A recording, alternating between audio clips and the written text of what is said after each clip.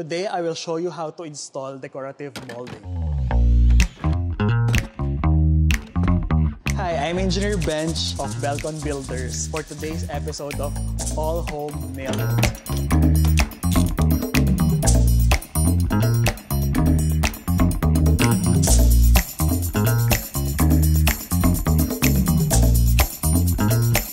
So first step when installing a decorative molding, syempre una is susukatan mo muna yung surface na paglalagyan mo.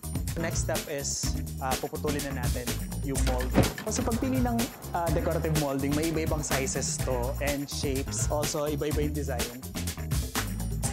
So ang maganda sa All Home, lahat ng nakita nyong equipment tsaka tools and materials is available na sa store.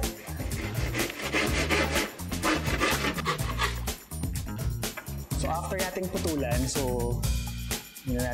yan, sakto na siya dun sa measurement na ginawa natin. Eto na siya.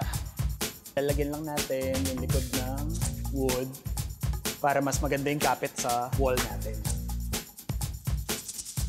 Finishing nails, iba dun sa common nails.